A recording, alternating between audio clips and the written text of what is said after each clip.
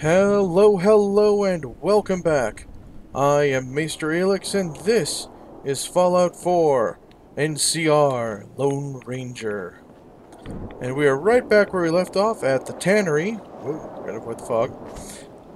Where the Ranger had just cleared out that, got herself some power tools, and took down a guy who tried to take them from her.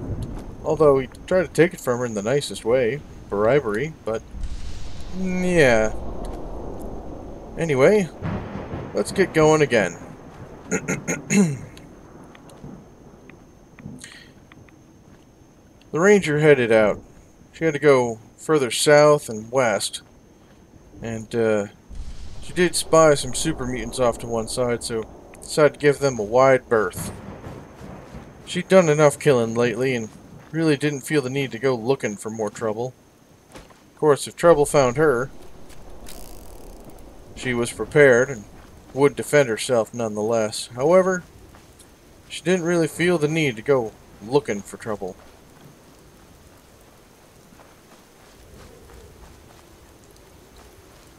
Now in her travels, let's say, having gone from California all the way out to Boston, she'd seen a lot of places. The Big Empty was, mostly what was in the middle. It was called that for good reason, because, well, almost nothing was there. And having seen so many places and so many different kinds of people, she felt pretty strongly that she very much did not like the East Coast. Yep, this place was strange. All sorts of crazy raiders, though they didn't really form gangs like she knew. There was, just super mutants, institute, all sorts of just nasty you didn't really want to have to deal with. And, for some reason, everything was wet. Oh yeah. She grew up in the desert. All this wet and fog and rain and rad storms just finally getting on her nerves. So, when she finally started getting close, she decided, yep, it was definitely time to bust some heads.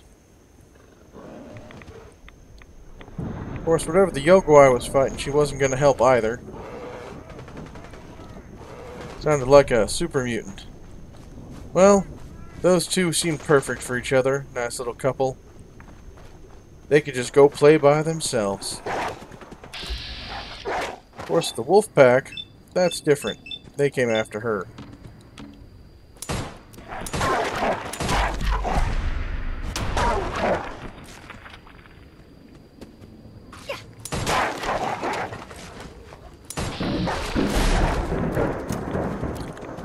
Of course, these wolves are not quite the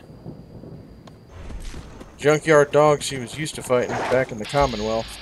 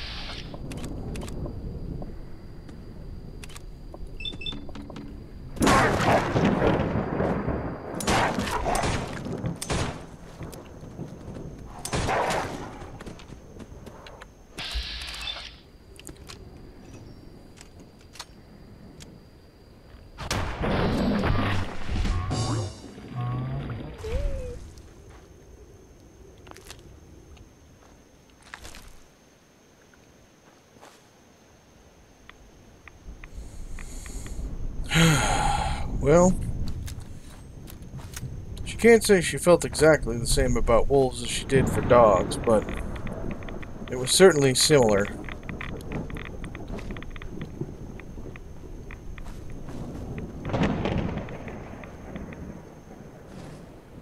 And after all this rain and gross, she needed to take a second, get things in order before she went and took on whatever needed taken on over here.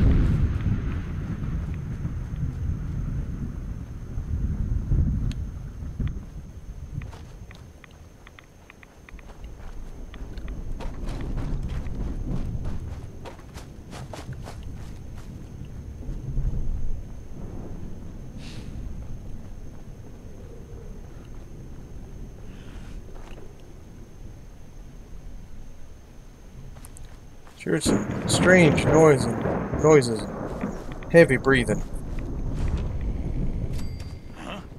Can't hide. Not forever.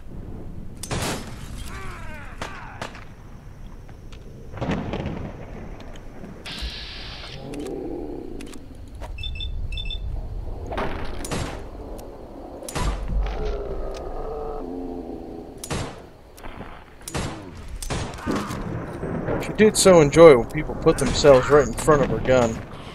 Made aiming at them really easy.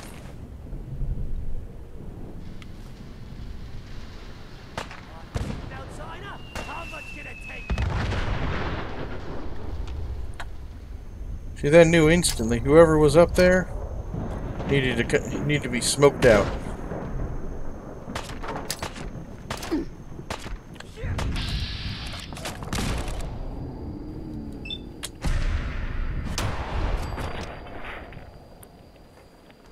She did not care for people who carried fat men.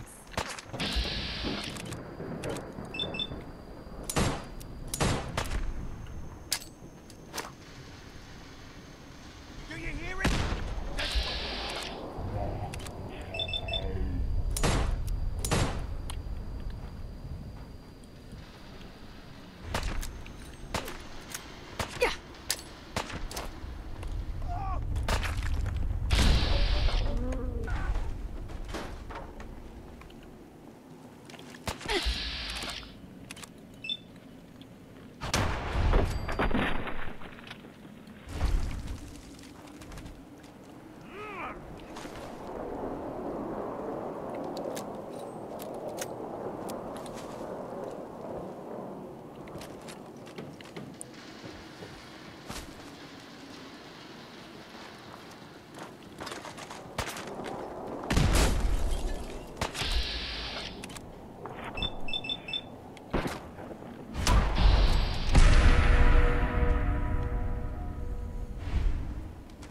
She certainly had hoped that that was the last of them, but she couldn't be sure.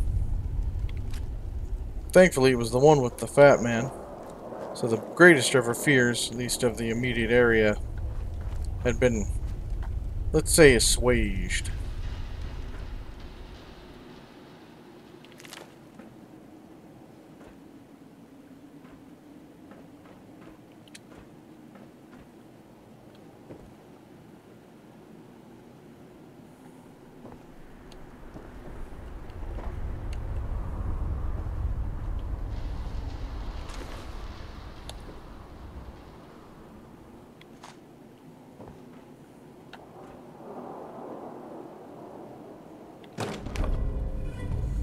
Whatever the thing was, she knew the Brotherhood would want it.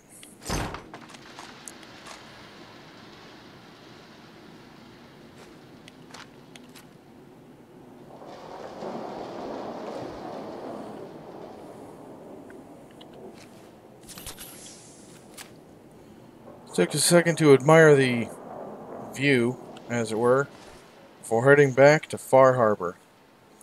Drop off them power tools, and, well, get back to the Commonwealth.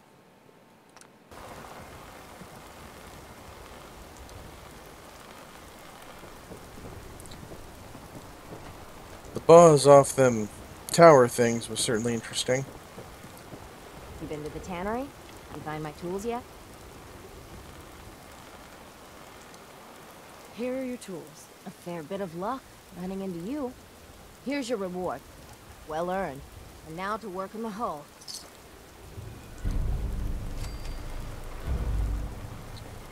Yep, it was just about time to go back to the Commonwealth.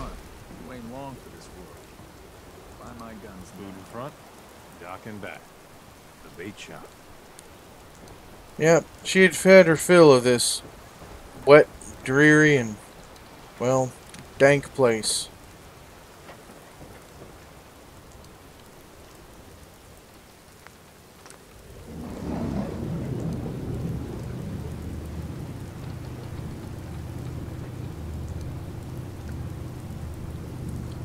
They didn't want outsiders, so she'd oblige them.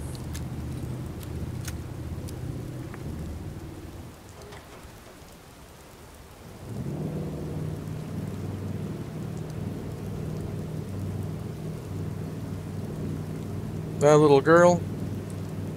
Well, she'd be back to check her out some other time. Not right now.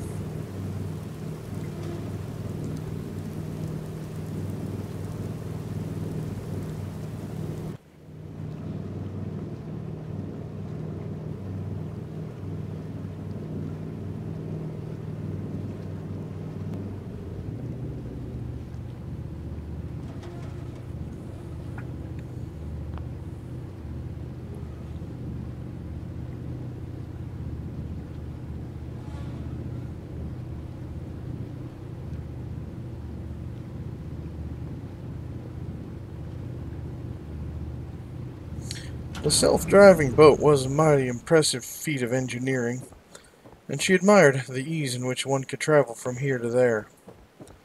But now that she was back in the Commonwealth and on, well, drier land, she felt markedly better, and decided, well, while she was here, there was that other dock down the way. Least she could do was check it out. Brotherhood waited this long, they could wait a minute longer.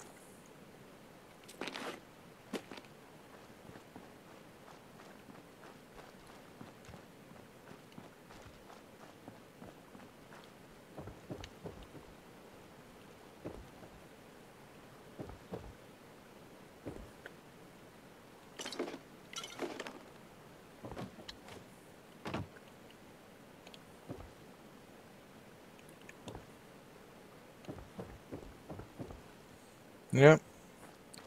Wasn't much to see, just like she expected. But at least there wasn't fog, and she could see what she was doing.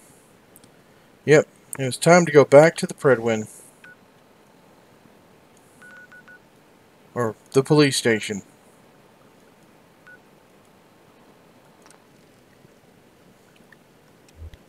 Fine sight to see some familiar faces. Or at least familiar helmets. The Commonwealth's a dangerous place. Make sure you gear up before you head out. Good advice.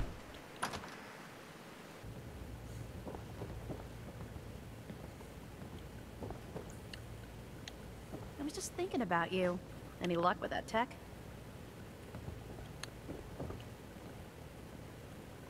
Here it is, and still in good shape, too. Take this. The Commonwealth won't be running out of tech anytime soon. Once you're ready, come find me.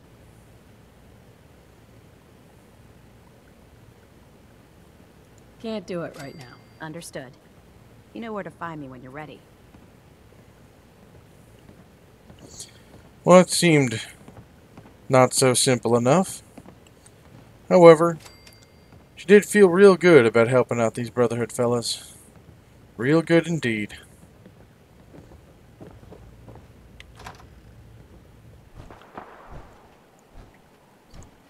Of course, there was a constant gunfire reminder that she was indeed in Boston, and it was indeed a war zone.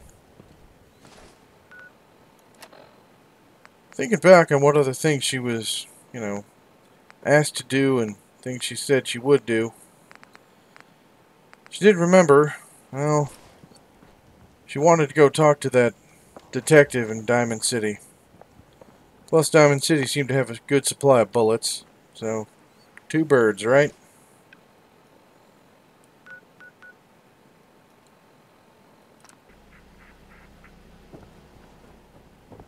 Now what can I do for you, sweetheart?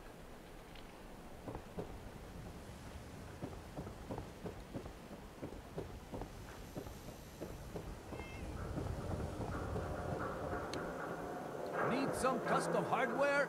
Just buy or sell whatever you need and get All lost. your modifications, scopes, clip sizes, barrels. Well, here she goes. Go talk to the synth about what happened to Kellogg.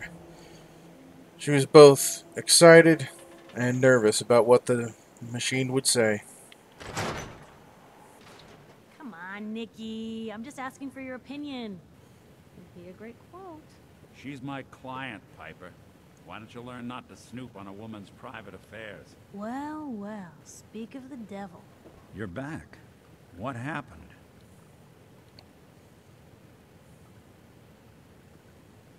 Where do you want me to start? Part where Kellogg turned out to be working for the Institute? The Institute? Oh, boy. I'm sorry, friend. Truly. That makes things considerably more complicated. He ain't kidding. Heck, Nick's a synth, and even he doesn't know how to get in. No synth does. Security protocols strip those memories out. I need to find a way. I've been investigating these creeps for over a year now. The Commonwealth's boogeyman. Feared and hated by everyone. True enough. Sometimes they snatch people in the middle of the night, and sometimes they leave old synths behind to remind us that they're out there. But to this day, there's one thing nobody really knows. Where the Institute actually is. Or how to get in. Exactly. But there's one person who has to know, right? Kellogg. Huh. Whatever you're thinking, it doesn't matter. He's dead. Yeah. Figures the Institute's only man on the outside wouldn't be the type to be taken alive. So, a murderer and a kidnapper gets his brains blown out. Huh. Be a great ending if we didn't still have the biggest mystery in the Commonwealth to solve.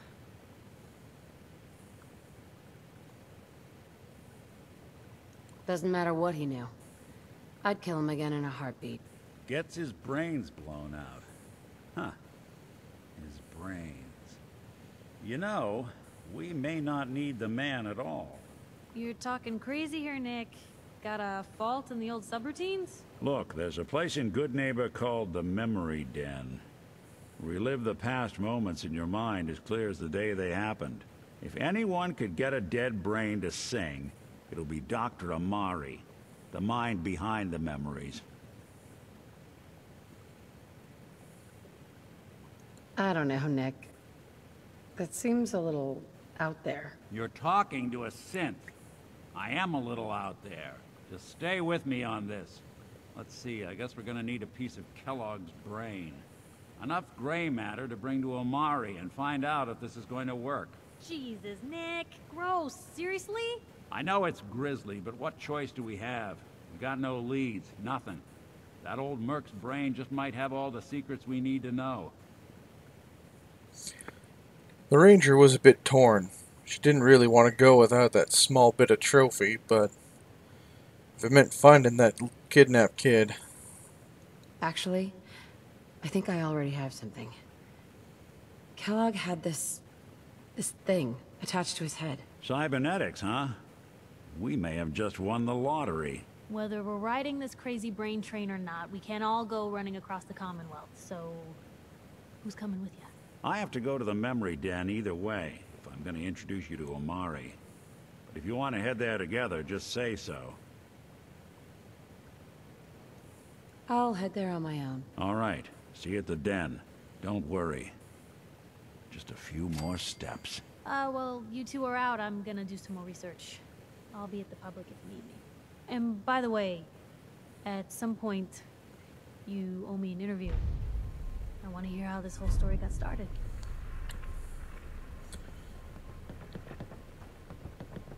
The Ranger eyed up that Piper person. Yeah, there would be no interview. She wasn't going to talk to a woman like her. The Ranger's secrets are hers to keep.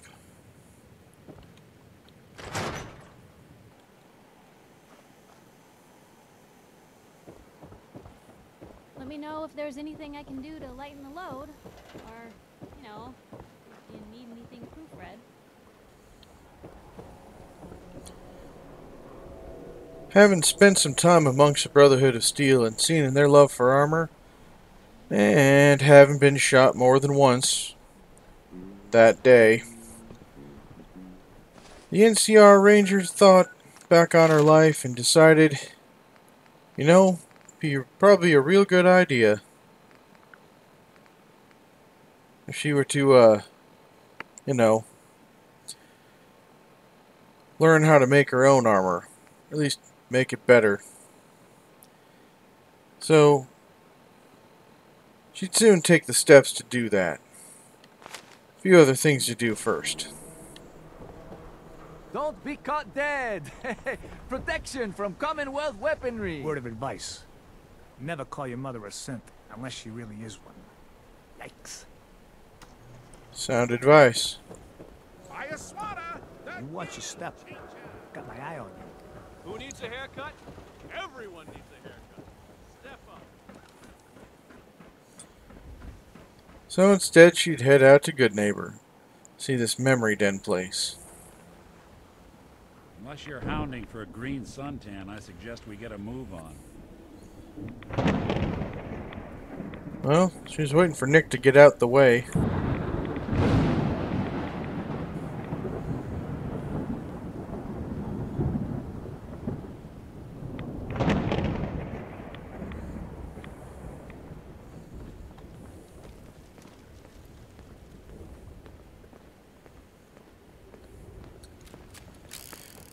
Once more, she headed out into the Commonwealth.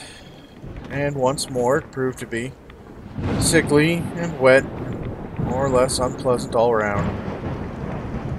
Yeah, she'd be glad to be back home where it was safe and dry compared to the wet war zone that is Boston, but she had a job to do and she was going to see it through, one way or another.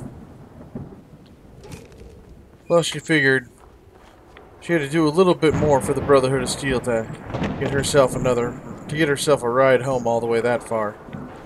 Or even just partly the way would help.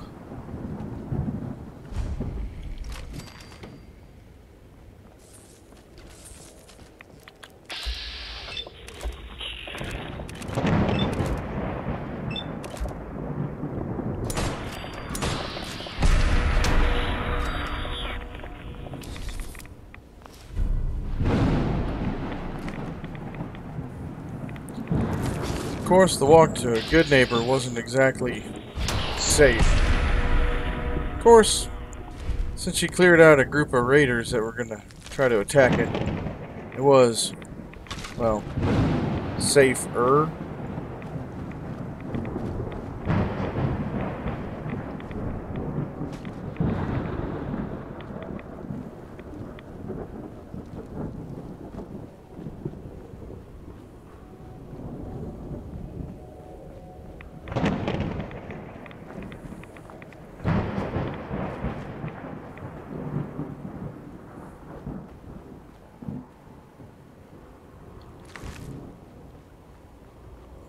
Well, seeing the dead pack Brahmin was certainly a sign that things were going wrong, and random mannequins in the street, well, that's something wrong, was then raiders.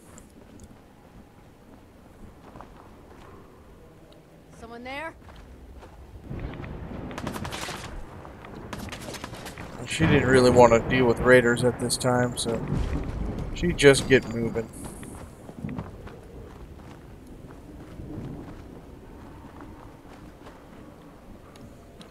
It says there's something around here that spooked him off.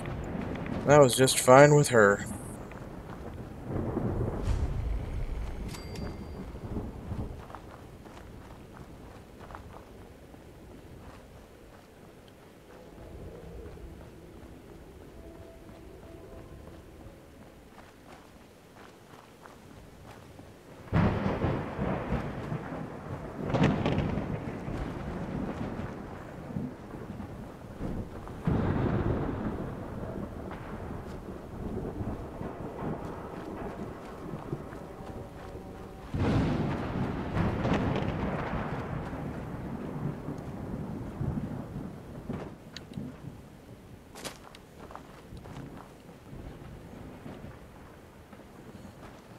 I was glad to hear the weather was lightening up, and the sounds of combat were dying down too.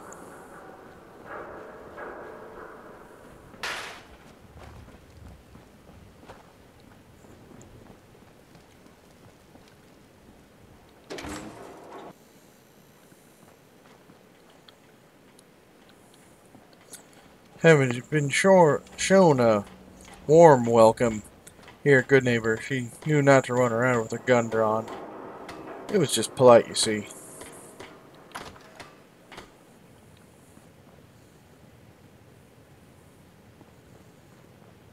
Well, well, Mr. Valentine. I thought you had forgotten about little me.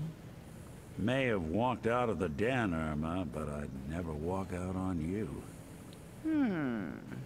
Amari's downstairs, you big flirt.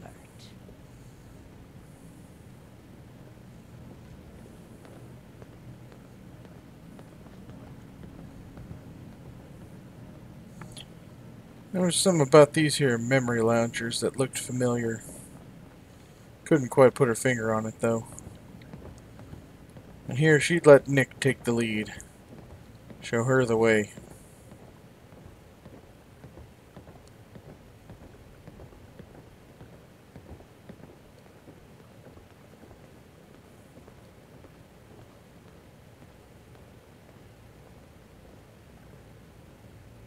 Dr. Amari? Yes? I take it this isn't a social call.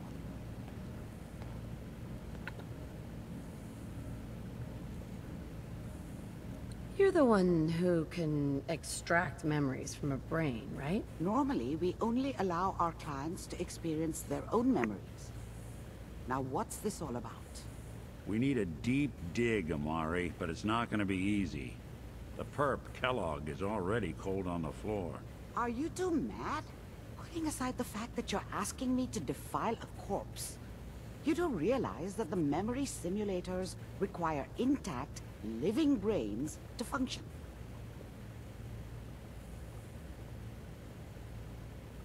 Please.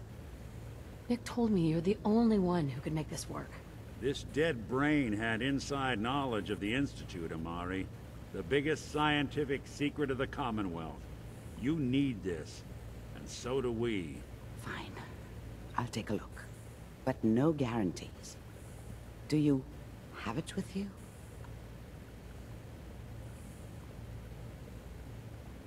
Here's what I could find. What's this? This isn't a brain. This is... Wait. That's the hippocampus. And this thing attached to it? A neural interface? Those circuits look awfully familiar. I'm not surprised. From what I've seen, all Institute technology has a similar architecture. So the brain is still good, right? Possibly. There's no sign of decay, so the tech is probably preserving the tissue, injecting some kind of compound to keep it stable. But there's no way to access the memories inside without a compatible port. You're talking about me, right? I'm an old synth. If the Institute built me out of similar parts, we might have an in. There could be long-term side effects. I don't know where to even begin with listing the risks. Don't bother. I don't need to hear them. Plug me in, Doc.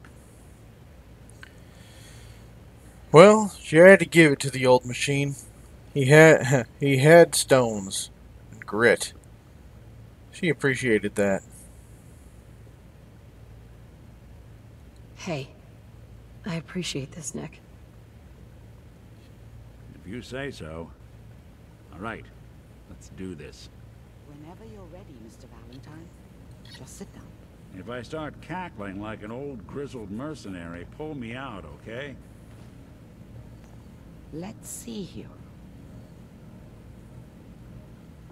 I need you to keep talking to me, Mr. Valentine. Any slight change in your cognitive functions could be dire. Are you feeling any different? There's a lot of flashes. Static. I can't make sense of any of it, Doc. That's what I was afraid of. The mnemonic impressions are encoded. It appears the Institute has one last failsafe. There's a lock on the memories in the implant.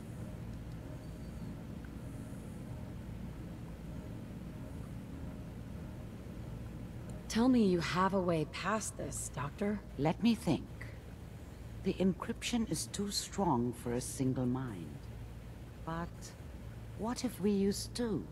We load both you and Mr. Valentine into the memory loungers. Run your cognitive functions in parallel.